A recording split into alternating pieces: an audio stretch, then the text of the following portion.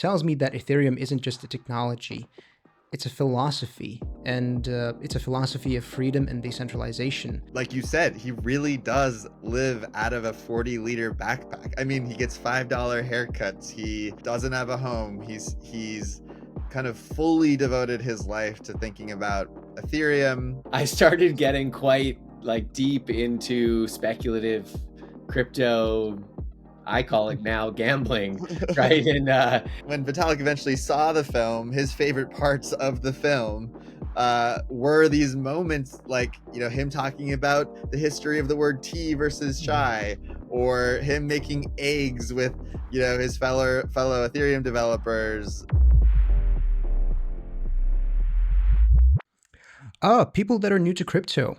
And hence why we actually have you guys on, because you've done so much work on essentially anything that was not crypto, but then you decided to dive into crypto. And I'm going to have a question about that. But yeah, this is going to help people, get into crypto with the eyes and the attention that you brought on Vitalik, and how you managed to encapsulate what kind of a person he is. And yeah, I think we're going to have a blast. I'm going to have some very great questions to get it going. But first of all, I would like to establish a bit of the motivation behind your guys' work. And seeing as you've done so much work previously, and you've filled so many documentaries, and you just have like a decade of experience, over a decade of experience, I want to ask what got you into this line of work, filming, capturing all these moments, and what essentially made you stay? Yeah, well, thanks so much for having us on. Yeah, we are very much accidental filmmakers, I'd say. We studied economics together where we met in university. And we were actually doing this summer experience project down in Guatemala. We were looking at the financial lives of the extreme poor, and we kind of on the side shot some footage, and those videos got over 1 million views on YouTube way back in 2009, and that was a big deal at the time. And we were like, wow, this is a really cool way that we can talk about these issues we really care about, the financial lives of the extreme poor, and translate it through this medium that like our friends are willing to watch, right? And so the next couple of years we decided we are going to make a documentary, which was like, how hard is it to make a documentary? It's really hard. Turns out it takes a ton of work. But as we graduated university, we had this film, and we had this decision to make. Either we were going to go, get jobs at a consulting firm, or we are going to at least spend the next 6 months and maybe we could show this film that we had to our friends. And so we actually lived in a 1978 school bus for 6 months. We traveled around the United States. We showed the film hundreds of times, and it got the attention of distributors and ended up on the front page, the home banner of Netflix, next to House of Cards. And we raised $2 million for this community in Guatemala where we filmed, and we realized that, wow, this could actually be something we do with our lives, and this could create not only entertaining films but real impact in the world. And that kind of sparked our filmmaking journey as documentary filmmakers. so we said it was going to be 6 months, and that was over 12 years ago. Well, I wouldn't say it's an accident. It's a significant, like stepping stone towards your career right now, because, I cannot fathom the amount of, you know, emotions that you must have been going through at that time, especially being, next to House of Cards on Netflix and raising $2 million. Wow, what an amazing journey that must have been. And of course, to kick things off with that, just wow.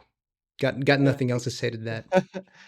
Thank Yeah. you. No, thanks so much. And I hope if you want to check out that film, it's called Living on $1. It's now actually on Amazon for anyone who's curious. And I think it provided us this framework of how we approach films, right? Is like we we are very intellectually interested in the human experience around the world in all these different situations, whether it was life in extreme poverty, or we went on and we did a film about the Syrian refugee crisis, or deep dive into immigration and the systems and policies around immigration. And then most recently, into the world of some of these new technologies like crypto.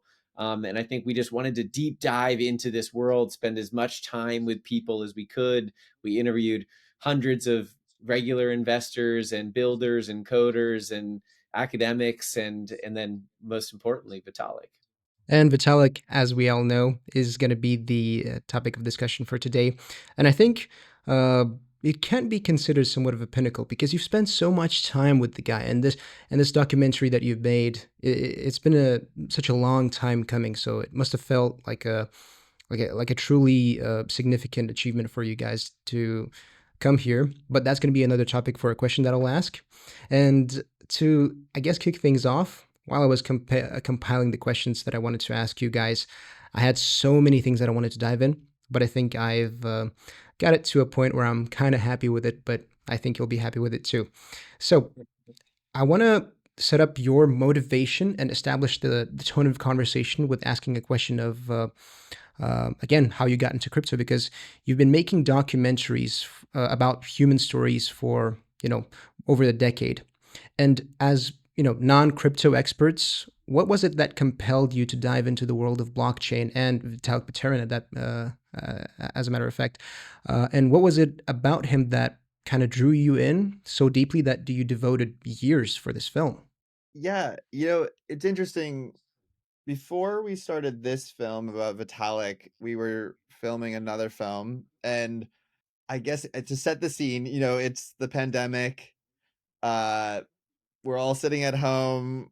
We have our stimulus checks. We're kind of figuring out what to do with that. We're feeling all this FOMO because we're seeing our friends online or other people online making a ton of market money. And, we started kind of the whole journey really kind of started much more on like a personal finance side of things. Hmm. And we started making a film called This Is Not Financial Advice, um, which And dealt more with this like, yeah. Zach's being really kind to me in this description, because really I started getting quite like deep into speculative crypto. I call it now gambling, right? And I was finding myself awake, at night, checking crypto prices and on all these group threads, and sort of trying to find that arbitrage angle to making money. I mean, filmmaking doesn't pay a ton, so I was like, hey, we were economics majors, we must be able to find a way to do this, and so that was what sort of started leading us down this pathway of understanding crypto a little bit more, and then looking at the psychology of money and investing that we are seeing pop up in crypto. So that's what this film, This Is Not Financial Advice, was really Mhm. centered around. And we reached out to a lot of other retail investors like ourselves, and followed them for a few years through the roller coaster ride of what it's like to invest in crypto markets, right? I mean, the highs and lows, the late nights, the financial FOMO, the challenges they can have in your personal life if you are losing a lot of money. Um, and the film, I think, kind of provides hopefully a great lens into how to navigate that financial FOMO and how to Mhm. set your own goals financially, and was really looking at the financial side. And then it was during that film that we met Vitalik, who we wanted to interview for that film. And then once we started looking into him and understanding more of watching his interviews, we realized he's talking about this whole other side of crypto that, to be frank, when I was first engaged in it, I didn't know anything about, that there was this deeper motivation of Web3 and what was happening within the technology.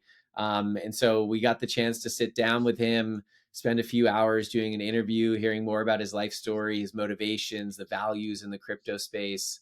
And we walked away from that with our heads swimming with ideas, with questions, and thought, hey, let's see if we can develop something here.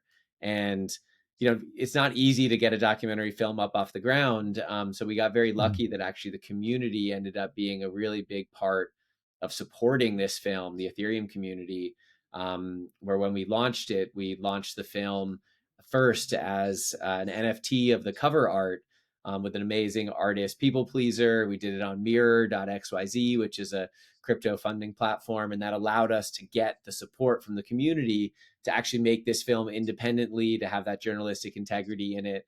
We didn't need to sensationalize this film or kind of push those boundaries to make it the crypto scam film that everyone has seen a million times.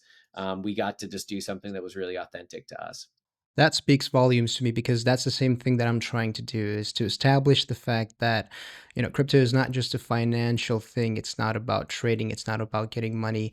It's much more than that. And it's connecting people on a level where, there is no intermediaries in the financial side of things. And I think you managed to capture that message perfectly in your film, because while I was watching it, I noticed so many similarities as to what I do on the YouTube channel and what I speak about, on the interviews and on the podcast with our guests. So yeah, I couldn't have been happier with this alignment of views for me with you guys.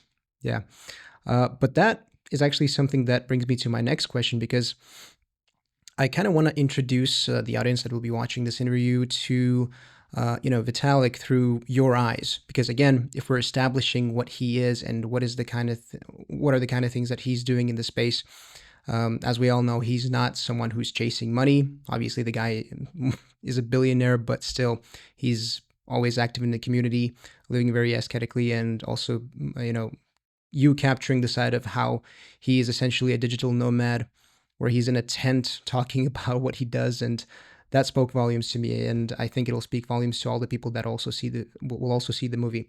But when you first met Vitalik, did he strike you as, like a typical crypto bro, or did he immediately like break this mold? And was there like a particular moment in your interactions with him that made you realize that this story was just more about that the story was more than money and tech, essentially? Yeah, I mean, immediately when we met Vitalik, I think my kind of stereotype of this crypto bro was, just was, I was like, whoa, this isn't at all what I expected. Uh, he is, I think, at his core, identifies as a builder and a writer, and um like you said, he really does live out of a 40-liter backpack. I mean, he gets $5 haircuts. You know he doesn't have a home. He's kind of fully devoted his life to thinking about Ethereum, and he thinks really deeply. And I think what was most surprising is, and this is often just in any space kind of surprising, is despite the kind of the influence he wields, and the especially in the Ethereum space, he's very self-critical. He's willing to like talk about when he's wrong. It's almost kind of this academic approach to Mm. thinking, and I think that was surprising and refreshing. It wasn't just like he's pushing, shilling kind of a specific idea. Like he's kind of always trying to look at, okay, what is next, how should I be using my influence, what is my voice. And I think we caught him at a very lucky time, because Vitalik is kind of the perfect subject or participant in a film, because he doesn't want the spotlight. He's not, he's usually very shy. He does his podcast interviews, but rarely opens up his personal life. But at that time, it was kind of at the beginning of the NFT boom, and he's already seeing kind of, and in his mind, I don't think Vitalik is anti-speculation or meme coin or anything like that, but he doesn't want that to be the only thing that Ethereum is used for.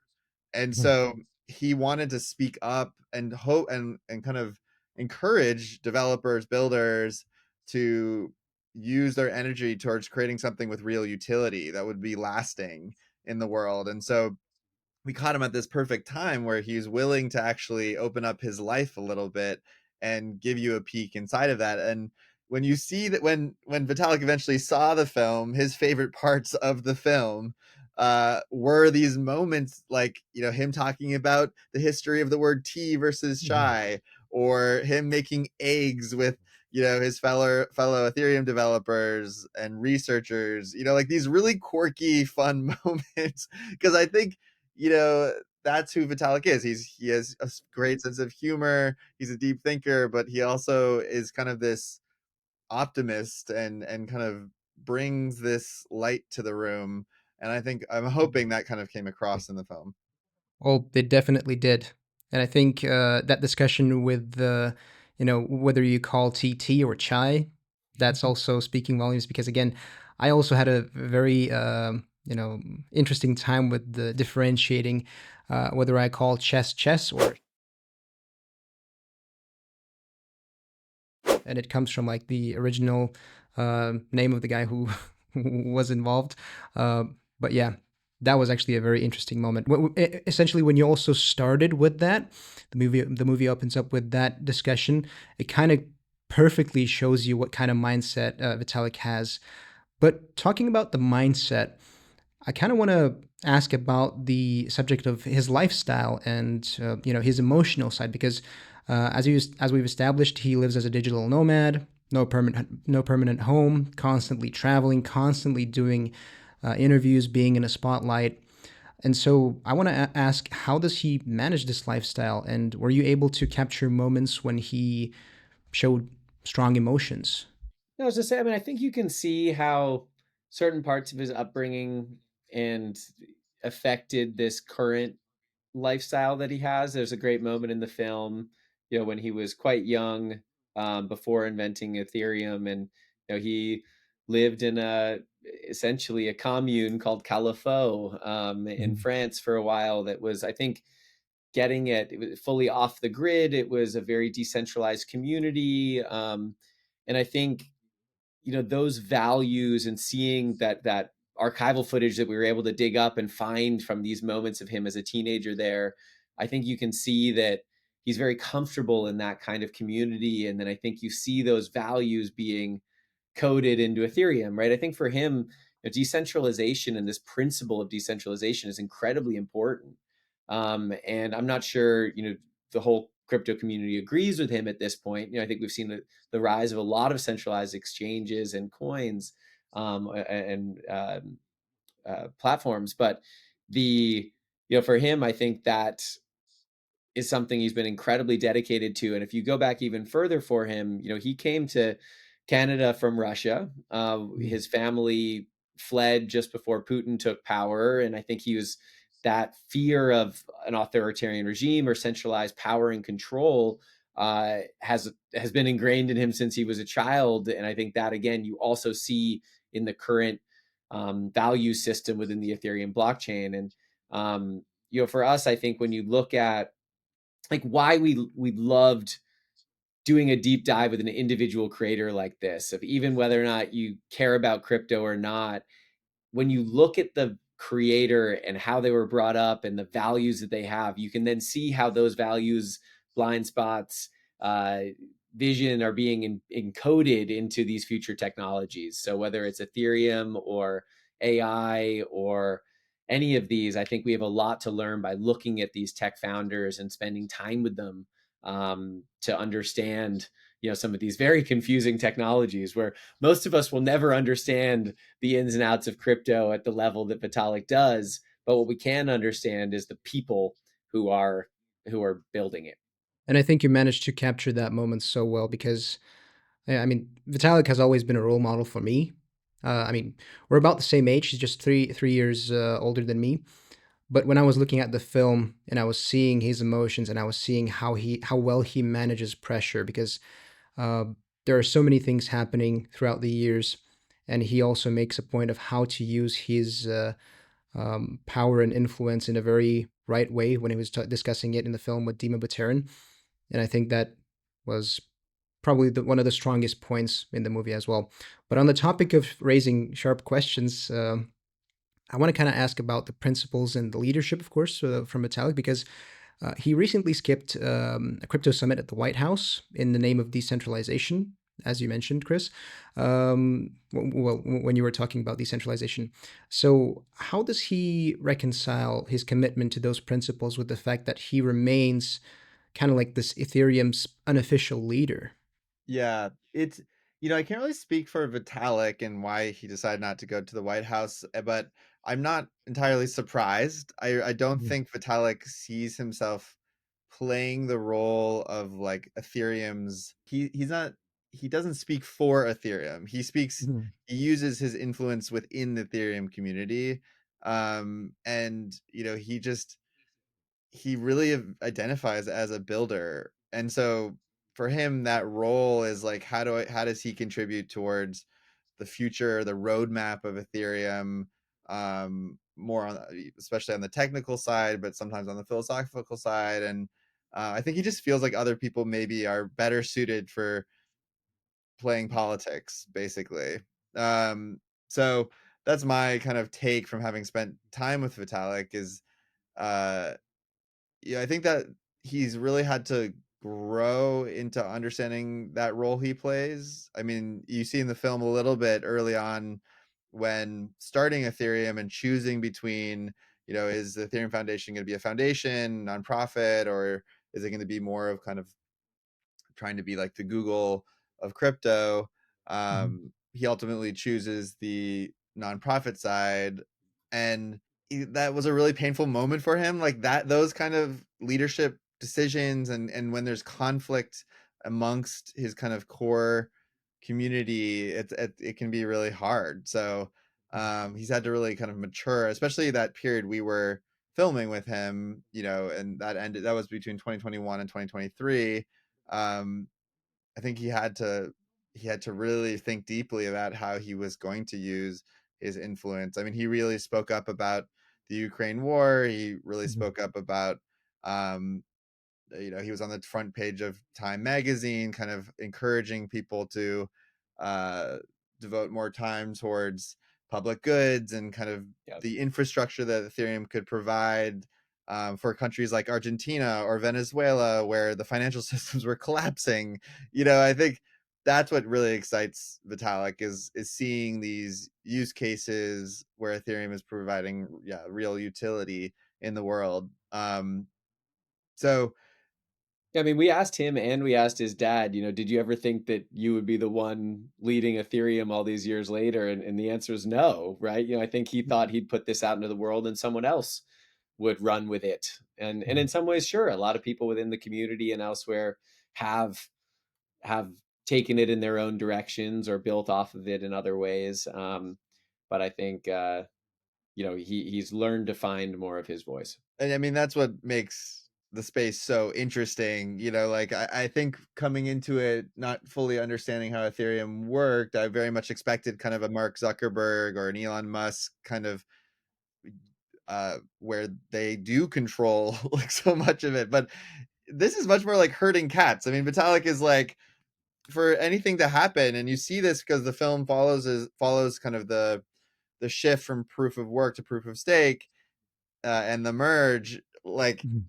it's an incredibly messy process trying to get all these people onto the same page and, you know develop this whole new chain and make the merge happen. And in a kind of more traditional space, like, that would have been pretty easy.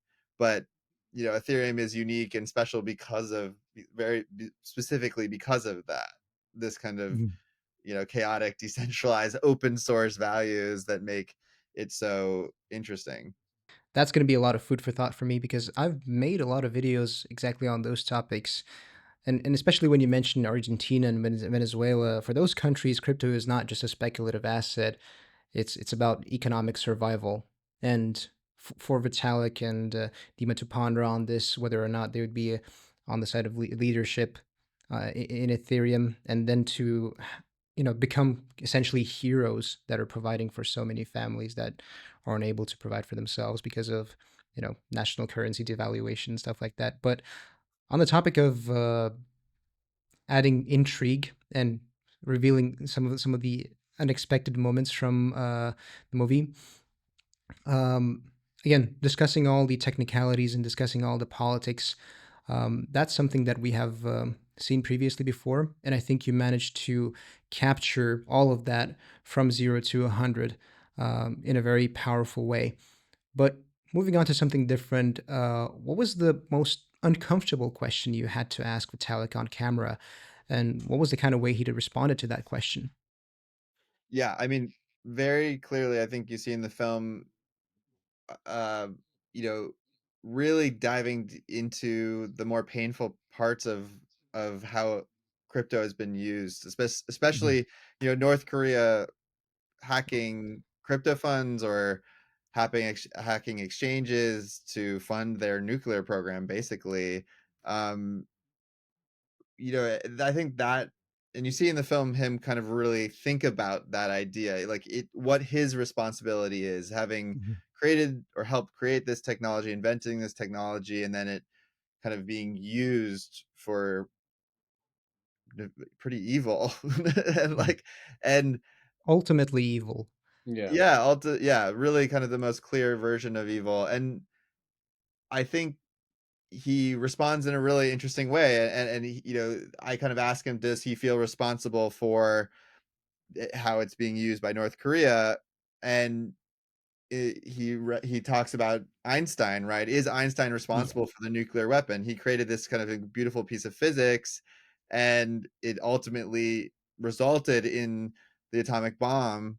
And is he responsible for that happening? And um, I think Vitalik really weighed that thought and question heavily, but ultimately comes to the conclusion that no, that physics also created all these amazing things in our world. Like at its core, this is what was fascinating to us about this world and ecosystem. When you have these new technologies that are coming out, there will be positive and negative consequences of these new technologies. And how do we, as a society, as users, um, navigate those and make sense of it? Because there are always going to be these positive and negative consequences. And I think we saw some beautiful positive consequences. We already talked about a little bit, the Argentina example of Mhm. being able to provide stability in a time where there's, having issues and uh, with the centralized currencies. And talking about the values and sort of deepening the discussion around Vitalik's mindset and values,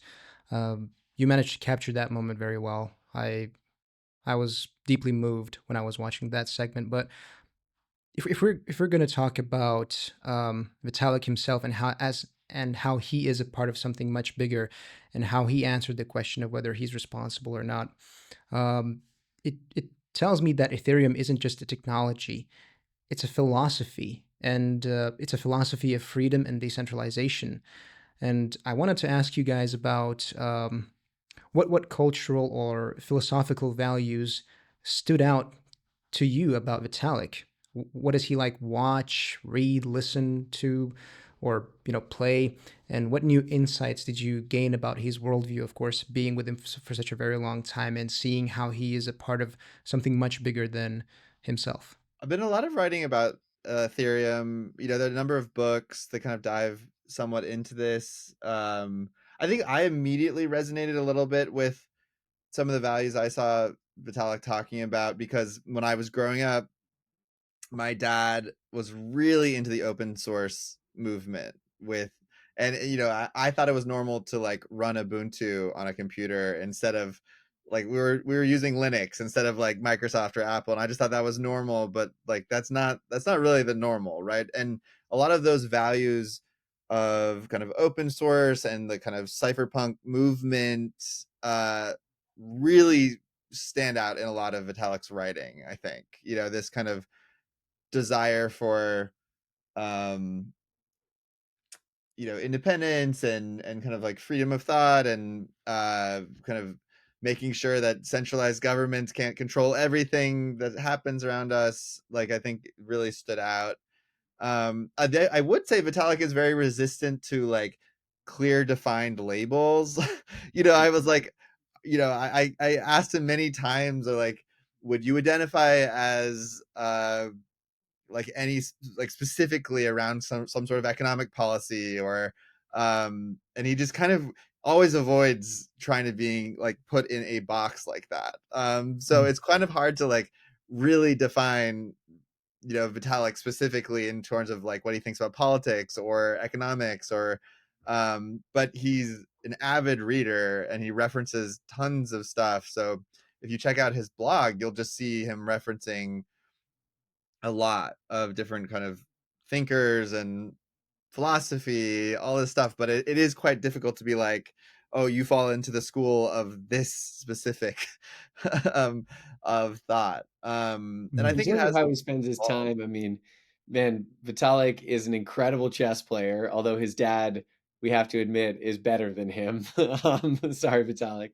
Um, and uh, so he spends a lot of time playing chess. And I think something that we were so wonderfully struck by spending this much time with Vitalik was how funny he is, right? I think it's an underappreciated uh, element of Vitalik's personality is just, you know, how humorous he is, how lighthearted he can be for the community when he's dealing with such big questions and technology. Yeah, I guess on that front, I would say that he is a technology optimist, a cautious Mhm. technology optimist. I mean, he has often written about him believing how or showing how technology has improved all of our lives, which I think I am fully in agreement, right? Like I do not wish on I don't want to go back 50 years and live before the internet. You know, I think but he is often thinking about, okay, what with the rise of AI, how does crypto play a role in maintaining individual freedom, kind of creating a world that we actually want to live in? Because he does recognize that technology can go either way. Like it can create incredible benefit and also so much pain in the world. So I enjoy when he starts thinking more kind of future forward and kind of trying to understand specifically, yeah, what is blockchain and crypto kind of's role in that future? I genuinely wish could have been a part of that. I mean, just expanding the theme to the cultural significance of what you guys went through with Vitalik, and what you were filming, and of course the cultural significance of crypto and how Vitalik is this fun guy who is actually uh, showing a variety of emotions. And I think when he's being funny, he's kind of accidentally funny because he's a bit quirky, and yet he does come off as a genuinely good person that really cares for the community that he's built. And I couldn't have been happier to be a part of that community. And as you mentioned, Zach, I really don't want to go back 50 years when there was no internet, because otherwise we wouldn't have been here, and otherwise we wouldn't have seen this amazing story of Vitalik and how you managed to capture it. But moving on to, expanding the question a little bit of what I asked previously, because over the course of 2 years, you immersed yourself in the Ethereum community. And Vitalik is essentially like the biggest part of the Ethereum community because, again, he is like the unofficial leader of it. Uh, would you say that crypto revealed itself to you as a sort of like a cultural phenomenon with its own philosophy and ideas? Yeah, it's a great question. You know, I think I really it's hard to define crypto. And you know, you Mhm. watch this film and I hope that people can share it with their mother. Like if you work in crypto, hopefully this film is accessible enough that you can share it with your mother and or your parents or your friends and be like, this is why I do this, right? Like but I don't think you're going to walk away from this film being like those people are going to walk away from this being like, "Oh, I know exactly what Ethereum is." Because it's so difficult to explain and there are so many versions of and sub communities of how people perceive and want to use this technology that like that's just not the goal of the film is to like create a single definition. And I think it's why, you know, our kind of scope of the film really started really broad and be like, we're going to make a film about Ethereum, but ultimately found out that like that's impossible. And Mhm. here is a specific lens into Ethereum through Vitalik. And you know, I think he represents a core group or a core kind of philosophy within Ethereum, but he isn't Ethereum. Like he is just Mhm. part of the many moving pieces in the community and the thousands of people that use this technology.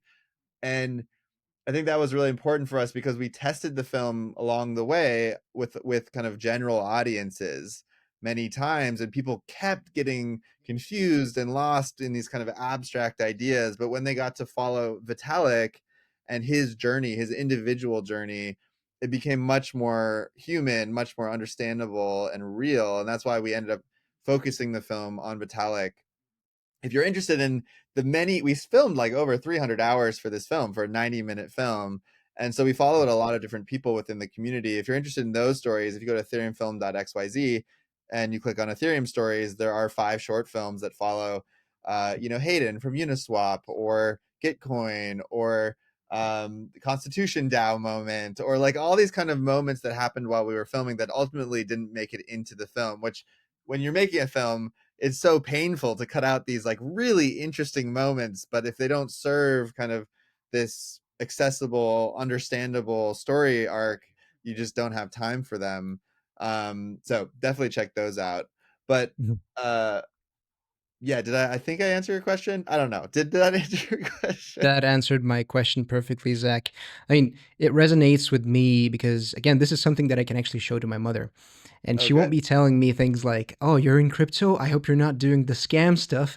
And yeah, 90% of all crypto is kind of, and very painfully so, on the bad side of things. And bad actors are using the, inattentiveness of people about crypto and the lack of knowledge about crypto, in the majority of the people, and it kind of helps, slow down and push the narrative of media that crypto is inherently bad, Yeah. and that's why we're not seeing as much adoption as possible. But I think your film is going to be a very big milestone for the entirety of the crypto community, essentially in showing the world that no, it's not about that. There's philosophy behind it. There's actually so much more behind the blockchain technology and the people that are using it, much rather than just speculative assets and trading crypto and trying to make money. And I think you manage.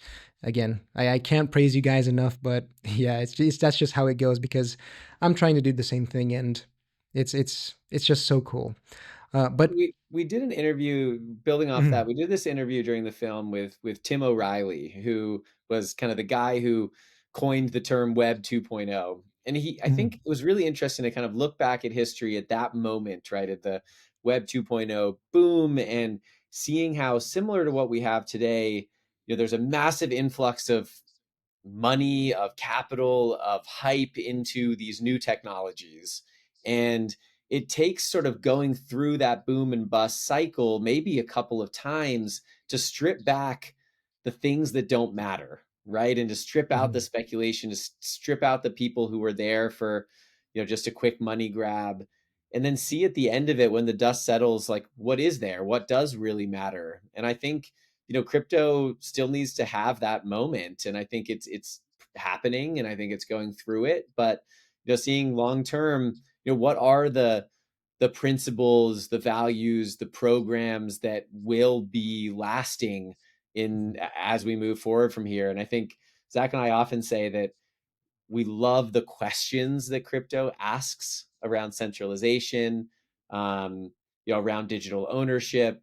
Has it found all the solutions yet? No, but that's okay. I think we got to keep asking those questions and figure out where it leads us into the future. It's an ongoing, very rapidly mhm. changing, ecosystem of tech, as we've seen with just the changes of AI in 6 months alone. It's only going to get faster.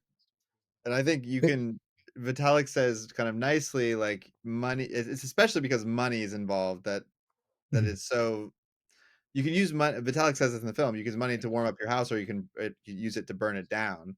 mhm, And I mean, you see right now, like, there's these crazy distractions from these core principles, or you have kind of more interesting stuff that's happening right now, like Farcaster in social media, that's using crypto to create a kind of a more interesting social media platform. And so, and I think that's constantly going to happen, especially because inherently within crypto there is money. So I think there's parallel platforms that aren't on blockchain but are asking the same questions, and I think that's building off of the same community momentum. You've got Blue Sky or others that are trying to create open source alternatives to these centralized platforms. Or how do you own your audience and move it freely across platforms online, so it's not, if Elon Musk buys Twitter, you don't immediately feel like you lost your audience. So, again, I think these questions will continue to be asked for many, many years.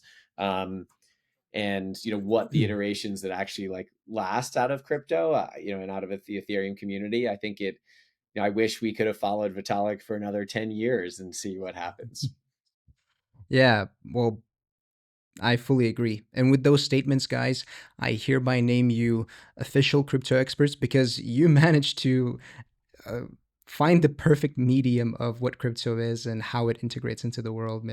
And this was a long time coming for me, because when I just started out doing, sales jobs in crypto, I didn't really fully understand it. And Vitalik also was part of the reason why, um, me and this channel, SwapSpace, kind of came to this tone of voice and the message that we're trying to tell people.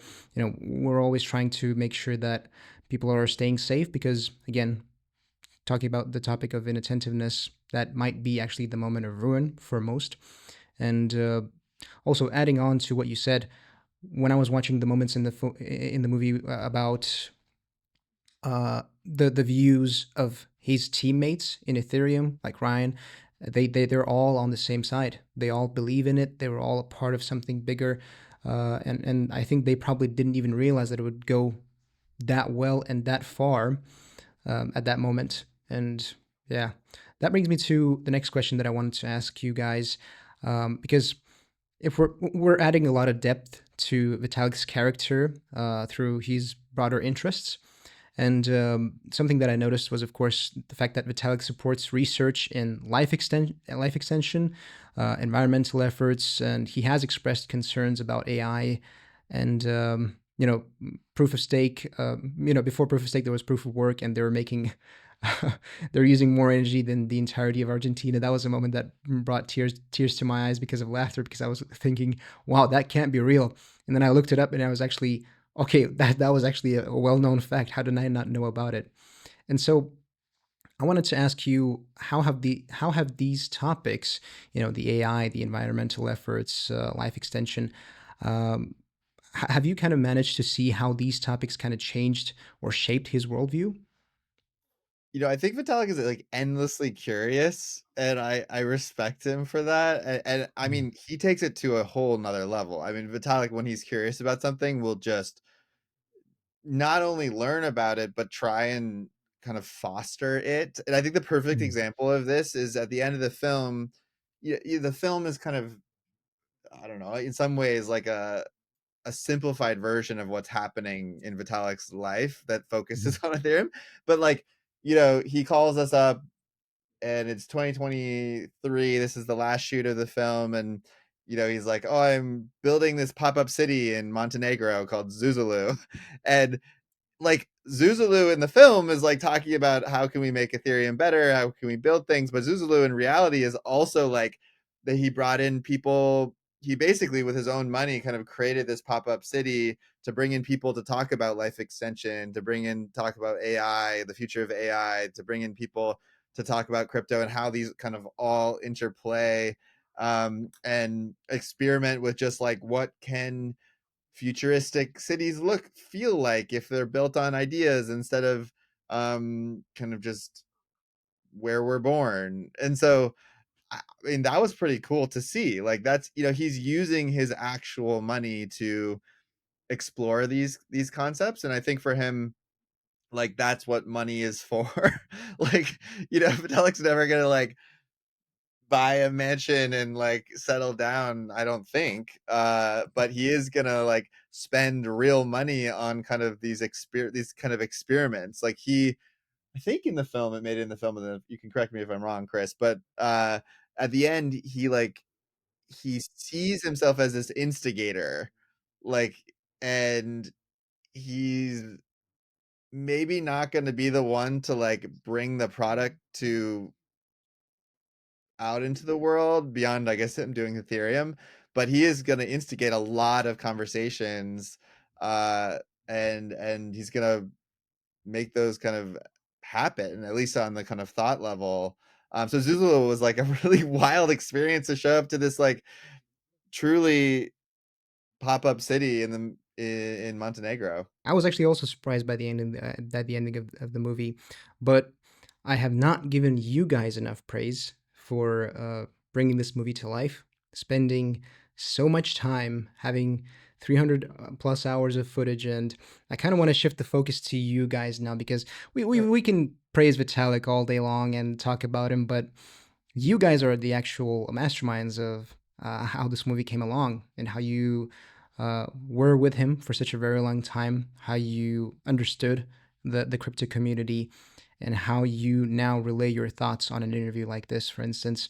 That also speaks volumes to me. And I want to, again, like shift the focus to the vision of your future because you've made a lot of movies previously before you made the movie about crypto. and the one that is about not financial advice. Uh, what are your creative plans for the future, and do you intend to sort of like keep exploring stories about technology and social change? Because Ethereum and Vitalik is definitely one of them, and so would like to know that and give you praise for it. Oh, thanks. That means a lot. I mean, I there is a reality that the independent documentary space is quite broken, and it's very Mhm. difficult to make films right now that are seen by a lot of people, um, without it being kind of fully uh like shaped by a streamer, Mhm. so like a Yeah. Netflix and HBO. And why this film kind of in itself was an experiment and was is that we were also playing with some of the tools that crypto provides to Cool. bring a project this ambitious of a project into the world and then distribute it. And as Chris mentioned, we did the a crowd fund, and we were able to give people NFTs as kind of rewards for that, bring them into a Discord, have them be part of this process. We raised almost $2 million for the film, Mhm. within like 50 hours. And this was, back in 2021, kind of the height of that moment. So we got lucky with that. But we were able to get the funding needed to create a fully independent film. And we needed it because the amount of travel involved was crazy for this film. You don't always need Yeah. that big of a budget for a documentary, but like when you're like Vitalik calls you up and like we're going to can you come to Ukraine next week? You got to say yes. So it's so interesting. And then with the distribution of this film, we finally after 3 years had this film, and you know without kind of a Netflix pushing it out into the world, you really have to build your own audience and build a budget for marketing. And we were able to release the trailer on Zora, and it went pretty viral. And then we did a kind of an on-chain early window for Ethereum people of the film release, in September. And we had an NFT ticket that got you access to a stream of the film.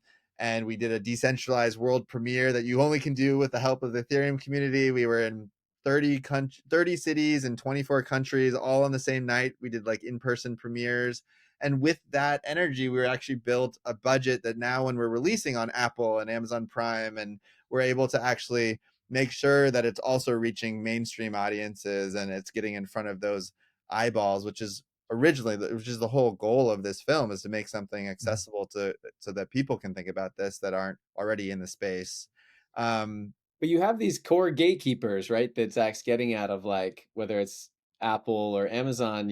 Apple takes immediately 50% of any rental fee you get on the platform. Whereas when we were able to do it on Zora, we were able to get the film directly to audiences who could get a ticket in their wallet and immediately stream it on our site. And we could get, and the film and the community could get 100% of those resources. And it's amazing when you can find avenues like that to sort of own your audience a little bit more in that way, and kind of and own the revenue of that. It's still um definitely not ready yet for kind of mainstream. It's still, you still have to know how to use a wallet, and but it is getting there. Like I think it's moving in that direction. So I think we're always interested, getting to back to your question of like what is the future for us. We're always interested in kind of pushing the boundaries of how you create documentaries and you distribute them. We want to continue making independent films. Our kind of guiding light is always making films that are human and character driven. So Vitalik's a perfect example. Vitalik is, through his journey, we're able to explore really big topics in a way that I think is grounded and interesting and entertaining to watch. So we're always looking for people specifically to and drive these whether stories. whether or not we do another film specifically in the technology world as overtly or not, what's cool about Mhm. documentary and all of these issues that we've covered in our film so far is they're all interconnected, right? You talk about Mhm. poverty is connected to climate change, which is connected to the immigration systems, which is connected to the technologies behind a lot of this. It's all so interconnected that I think what's beautiful about doing And what I love about our job, to be honest, is like you can do these amazing deep dives for multiple years into an ecosystem and ask these really deep questions. You become an expert from doing hundreds and hundreds of interviews and shaping these stories. And then you can take that knowledge and build upon it into your next piece and your next film. So yeah, I definitely encourage people to take a look at the slate of films that we have within Mm. Optimist. Sort of our overarching mission as an organization and as a nonprofit is to nurture optimism in the world through these films, because I think so many of the people that we've met through these stories are doing incredible work to make the world a better place, who are asking the right questions to kind of advance society and culture and technology, and they give us hope. And that can be someone, who's back to the beginning, who's living on $1 a day in Guatemala, who is Mm. managing to provide for their 8 brothers and sisters, as a teenager working and still has hope for their future. Or it can be someone, at the level of Vitalik, who's asking these kinds of questions and believes that technology can make the world a better place. So our job is pretty amazing. We love getting Mm. to tell these stories, deep diving into this. Yeah, if you want to see any more of it, you can go to optimist.co or follow us at Optimist on Instagram or socials, and check out some of the other films. I mean, I think the films speak for themselves so much more than we can here on a podcast. Delve into the story, feel the emotion of it, and let us know what you think. We're be excited to talk about it. Link in the description below for everything that Chris mentioned. And you guys would make great salesmen because man, that was just that was perfection, Chris. How did you manage to say that so well? You definitely got me sold on your movies, and I hope the next one doesn't take like 2 or 3 years to come out because you definitely I got me hyped. know. Well, we want to do them well too. So, you don't want to just throw out more trash into the internet. We want to make sure that every piece we put out Yeah. has, we've really done that due diligence, and telling something that's hopefully a lasting story that you can watch for years and years. And I think Vitalik is one of those. You could watch this film 2 years from now, and I think you'll still get just as much out of it as you would today. And I think, the film Living on $1 that Zach referenced, people, we did events with it already this week, right? 10 years later, teachers and people are still watching that film and driving inspiration from it. Yeah, because what is like that in the with living on $1, like the core idea of it really is that like small changes, if there's enough of them, can create a big impact, um and that we should be rethinking about how we think about people living in extreme poverty, that they're actually incredibly innovative with their money. They just have a really set of hard circumstances, and when you give them the right tools, they can be empowered to change their own lives. And it's funny because that idea in some ways is Vitalik's idea as well. And if you can give people the right tools in a country like Argentina or Venezuela, if you can give them more freedom with their money or stability, then they can do amazing things. And so it's funny, the interconnected of like just all the films, and kind of how it's all tied together. Well, you definitely managed to put a very strong connection to through everything, and I'm gonna have a blast watching all your other movies. That's all I'm gonna say to that. I think what you said perfectly encapsulates the whole journey from start to end, and well, there's definitely no end to it. I'm just hopeful that, Knock on uh, wood, we can Yeah, keep yeah. making yeah. Hopefully, we films. can keep making these, and everybody who's a viewer plays a role in helping to lift up independent filmmakers, right? I mean, they were talking about at the Oscars this year, to Mm. make sure you're watching independent documentaries or independent narrative films, and giving those artists the chance to share those stories, and that truth is super important, and something we always try to do ourselves is to, you know watch these films that maybe aren't just the true crime documentary on Netflix, but something that's a little bit different.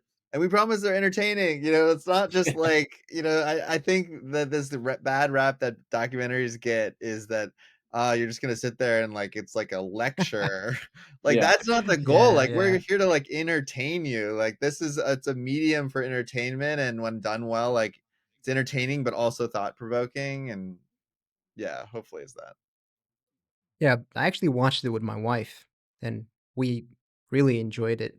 We usually watch documentaries about animals on Nat Geo Wild, Love but animal talks. yeah, I kind of grew up with it. But yeah, just to support your statement, it was more than entertaining. It was changing our views, Mm. helping us understand so much more. And my wife actually kind of started understanding my job more because she's not into crypto. She's a tutor. And yeah, I think that's a job well done.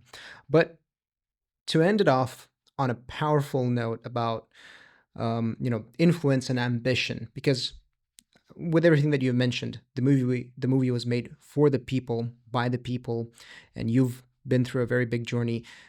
And how do you think your film could change the public's perception of crypto, for instance?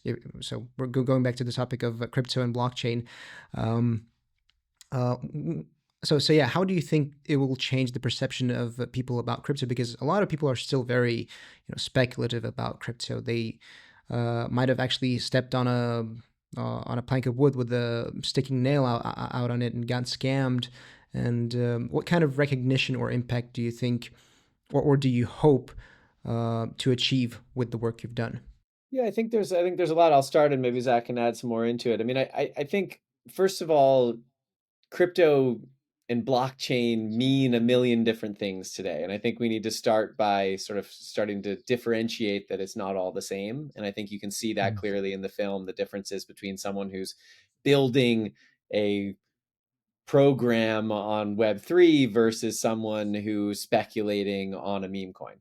And I think those are very different things. And I think as we gain that literacy and understanding, we'll be able to develop better regulations, better language to talk about these new technologies. But the reality is, it's so new and so that people don't have that language yet, and it's going to take a little while for people to sort of catch up with it. And then second, I do think too, hopefully people will understand something more broadly about technology here and the cyclical nature of it. And using crypto as an example, we have to see what really is left and what really matters at the end of the boom and bust cycles of this, just like we did with Web 2.0. And I think just like we will with AI as well. We don't know yet what the true use cases will be, but it doesn't mean that the questions aren't worth asking. Yeah, and I think that's well said. And I really hope we just provide that balance. I mean, I think people within this space might watch the film and be like, oh, I already knew this, but I can tell you that the majority of people have a very different view of what crypto, like what the driving values of crypto is. It's in, and I think seeing someone like Vitalik, whose his motivation is not to make money. His motivation is to create something that has real utility in the world, will provide some balance to the kind of the mainstream narratives you mostly see about crypto. And I think that's at least deserved. So us as filmmakers, like, we're not here to like tell you what to think, but I think it provides like a really important lens into at least part of this community. That this is something that I expected, and I hope that um, this answer would kind of resonate with me because this is again the message that I try to send, and I fully agree with you guys. The perception in the crypto industry is very different, and it's a very sad reality to be in because that perception should be leaning towards more of the perception of what you guys are showing with the movie. And yeah, I think that about ends all of my questions. I couldn't have been happier with the interview. I want to say a very big thank you guys for doing such hard work, doing it for a very long time, and squeezing all of that 300 hours of footage into something that you believe is going to show the world that crypto is different. Vitalik is someone who's not after money. He's definitely on the side of people that want to change the world genuinely. And I think that is also true for all of your other works. And I think this couldn't have been a better time to say that to everyone that's watching. Links in the description below to all of Chris's and Zach's works. And yeah, very big thank you to you guys for being here with me and sharing the spotlight. I couldn't have been more honored. And yeah, I don't even know how to end it. I'm No, just thanks for that. having us on. This is so fun when we get to talk about this, and we're just so pumped that it's finally in the world and it's accessible. Yeah. So, I think it's thanks for spending the time with us today. Yeah, absolutely. It was a blast. So thank you guys again. And yeah, we hope to see more of the people that are coming into crypto start out their journey with your work, and maybe they'll have a better understanding of what crypto is.